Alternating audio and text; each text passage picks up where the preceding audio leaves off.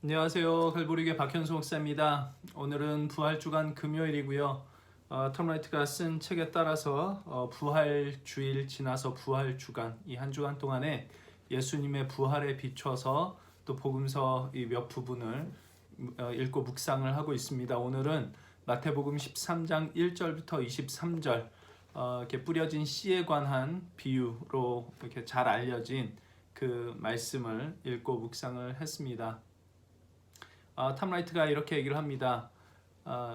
예수께서 이 땅에 오심으로써 그 왕이 그 왕국이 하나님의 나라가 이렇게 시작이 됐는데 어떤 사람들이 이렇게 물을 거라고 그래요. 도대체 어떻게 당신은 하늘의 왕국이 땅에 임했다고 말할 수 있습니까? 당신 주변을 보세요. 그런 일이라고는 아무것도 일어나지 않았다는 게 분명하지 않습니까? 세상은 여전히 너무나 암울합니다. 게다가 예수의 제자들이란 사람들도 해결책이 되기는커녕 문제를 조장하는 것 같은데 말입니다. 참 뼈를 이렇게 파고드는 그런 말인 것 같습니다. 예수의 제자들이라고 하는 사람들, 그때 당시의 제자들뿐만 아니라 오늘 예수님을 믿고 따르는 사람들이라고 하는 사람들이 오히려 문제를 조장하는 일들도 참 많이 일어나고 있는 게 사실이죠. 그러니 이게 정말 예수께서 이 땅에 오셔서 하나님의 나라를 가져오신 게 맞느냐 이런 이야기가 나올 만합니다. 그러나 그 답은 사실은 예수님께서 가져오신 그 나라가 원래 우리가 기대했던 그 나라와는 다르다라는 것, 이건 이제 전에도 한번 말씀드린 적이 있고 계속해서 이렇게 얘기를 합니다. 그 왕국이 정말로 시작된 것은 맞다. 그 왕국이 이 세상 속에서 전진해가고 있는 것도 맞다. 하지만 꼭 그렇지만은 않을 것은 그 왕국이 당신이 상상해왔던 방식으로 진행되지 않는다. 그 왕국은 하나님께서 상상해 오신 방식으로 진행된다. 즉, 씨 뿌리는 자 자신이 몸소 좋은 토양에 심긴 씨가 되셨다가 다시 살아나셔서 하나님의 새 창조라는 수학의 때를 축하하신다. 이렇게 쓰고 있습니다. 그렇죠. 우리가 기대한 대로 하나님의 나라가 오면 그건 하나님의 나라일 수가 없을 겁니다. 돌이켜보면 예수님의 공생애, 예수님의 삶, 그리고 예수님의 십자가에서 죽으신 것, 그리고 부활, 그 어느 것 하나도 인간의 상식에 맞는 것은 없었습니다. 그렇다면 이 땅에 임한 하나님의 나라, 그리고 완성되어져 갈 하나님의 나라 역시 우리 인간의 상식과는 잘 맞지 않다는 것을 예상할 수 있어야 될 것 같습니다. 왜냐하면 예수님 그분이 하나님의 나라를 가져오신 분이니까. 예수의 삶과 죽으심과 부활 그 어느 것도 인간의 상식과 맞는 것이 없었다면 하나님의 나라도 당연히 우리 인간 상식과는 맞지 않을 겁니다. 예수님 그분이 하나님 나라의 씨가 되셔서 이 땅에 심기셨지요. 어떤 이들에게는 그 씨가 헛되이 사라져 버리게 됩니다. 하나님 나라의 말씀이 임했으되 그 말씀을 받아들이지 않는 자, 받아들였다가도 그 말씀에 뿌리 내리기를 거절하는 자, 그 말씀보다 세상의 것을 더 좋아하는 자들에게는 그 씨가 헛되이 사라질 겁니다. 이것이 예수님께서 이 씨 뿌려진 씨에 대한 비유에서 말씀하신 거죠. 그러나 어떤 이들에게는 그 씨가 싹이 나고 나무가 자라고 열매를 맺는 일이 일어나게 될 겁니다. 하나님의 나라의 말씀을 받아서 그 말씀에 뿌리 내리기로 한 사람들, 그 말씀이 삶의 근간이 되게 하며 그 어떤 유혹이 와도 그 말씀을 놓지 않기로 한 사람들에게 일어날 일이죠. 싹이 나고 나무가 자라고 열매를 맺는 그 일. 그리고 그 열매가 맺어지는 그 일이 일어났을 때 그 사람들은 알게 될 겁니다. 그게 바로 씨의 힘이었다는 것을. 그것이 바로 하나님의 나라라는 것을 말이죠.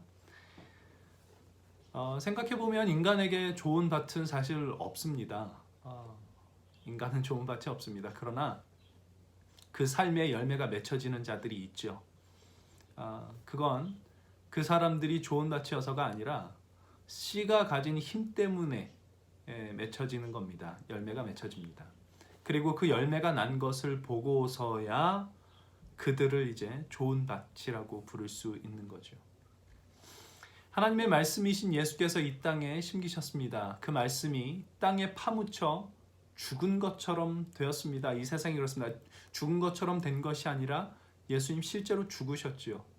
그러나 요한복음 12장에서 말씀하시는 것처럼 한 알의 밀이 땅에 떨어져 죽었을 때 비로소 많은 열매를 맺는 것과 같이 예수께서 죽으셨다가 부활하셔서 그분을 믿는 자들의 삶에 많은 열매를 맺으십니다.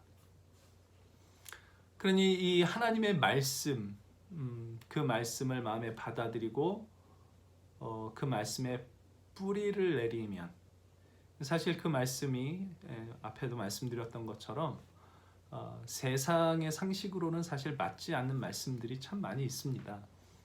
그래서 받아들이기 어려운 말들, 심령이 가난하고 애통하는 자에게 복이 있다고 하고, 세상의 구원자가 강력한 힘으로 세상을 지배하는 것이 아니라 그 백성을 위해 죽는 왕으로 오신다 라고 하는 말씀, 또 그 나라의 백성된 자는 세상에서 환난을 당한답니다. 그 나라가 이 땅에 임했는데, 그 왕국이 이 땅에 임했는데 그 왕국의 백성이 이 세상에서 환난을 당한다고 합니다.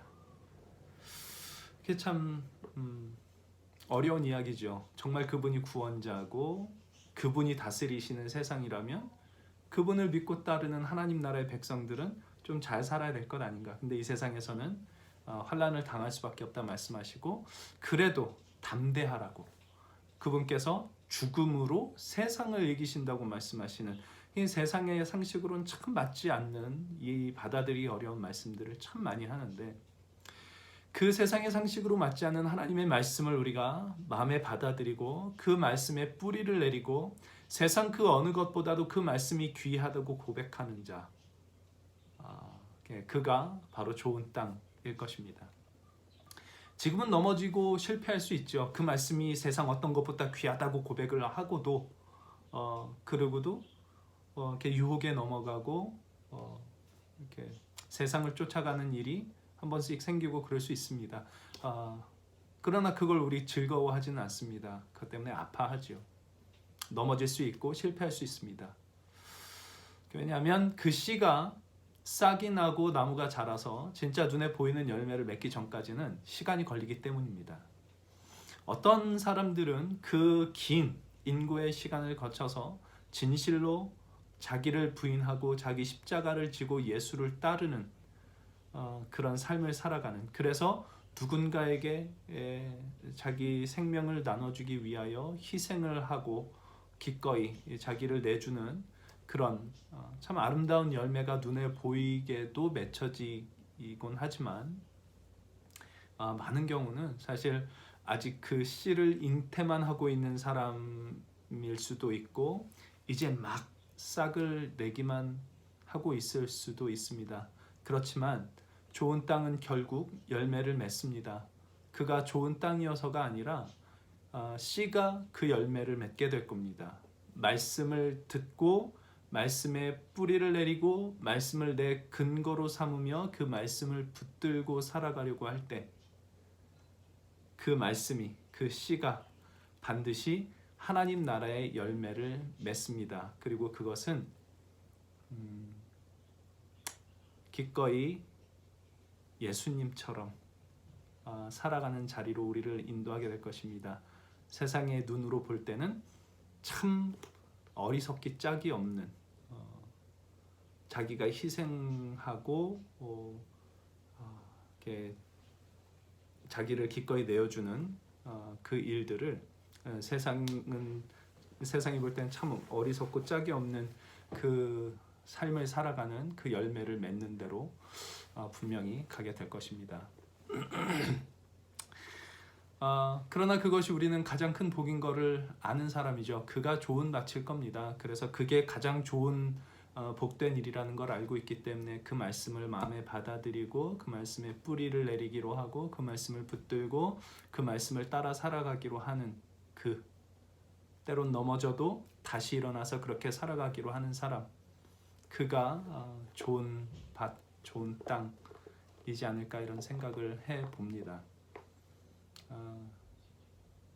여전히 부족한 사람이지만 그러나 마음에 그 하나님의 말씀을 향한 갈망이 이렇게 있다면 나는 좋은 땅이다 라는 것 기억하고 때로는 고통스럽지만 넘어져서 실패해서 고통스럽지만 또 실제로 그 길 가는 것 자체가 너무 힘들지만 그 씨 때문에 내 안에 떨어져 있는 그 씨 때문에 예수 그리스도 때문에 나는 이미 좋은 땅이다 라는 것 좀 기억했으면 좋겠고 그 좋은 땅으로서 살아가는 그 삶을 포기하지 않고 끝까지 주님의 말씀 붙들고 승리할 수 있는 저와 여러분의 삶이 될 수 있기를 바랍니다.